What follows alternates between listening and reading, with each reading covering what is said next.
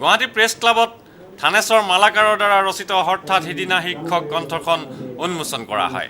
কাকতত প্ৰকাশ পোৱা বিভিন্ন প্ৰবন্ধৰ একত্ৰ সংকলন হঠাৎ সিদিনা উন্মোচন কৰে বলিষ্ঠ গদ্য লেখক তথা সাংবাদিক হোমেন বৰগোহাঁইদেৱে। হঠাৎ সিদিনাৰ বিষয়ে লিখক থানেশ্বৰ মালাকাৰে কয়, আজি গুৱাহাটী প্ৰেছ ক্লাবত মোৰ অষ্টম গ্ৰন্থ হঠাৎ সিদিনা মাননীয় হোমেন বৰগোহাঁইদেৱে মুকলি কৰিলে। এই গ্ৰন্থৰ আটাইবোৰ লেখাই আমাৰ অসমত ইতিমধ্যে প্ৰকাশ হৈছে। মই ইয়াত মানুহ, পশু পক্ষী, চৰাই চিৰিকটি এই সকলো কথা ইয়ালৈকে আনিব খুজিছোঁ। ইয়াত অসংখ্য মানুহৰ নাম, জীৱন প্ৰণালী, মানুহৰ হৃদয়ৰ সংবাদ মই দিবলৈ চেষ্টা কৰিছোঁ। আৰু লগতে আজি মোৰ যাত্ৰা নামৰ যিখন গ্ৰন্থ এই বছৰ বৰপেটাৰ অসম সাহিত্য সভাত হেমবুৰৰ বঁটাৰে সেই পুৰস্কৃত হৈছিল। সেই যাত্ৰাৰো আজি নেপালী অনুবাদ শশী কুমাৰ শৰ্মাদেৱে কৰিছে।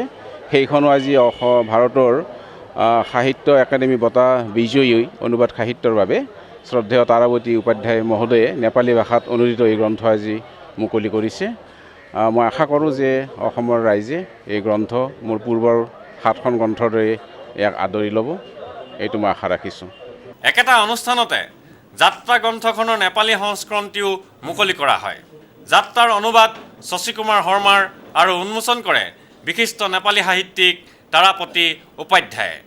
ভিডিঅ' জাৰ্নেলিষ্ট সুশান্ত দাসৰ সৈতে অমৰদীপ গগৈ, চেণ্টিনেল নিউজ, গুৱাহাটী।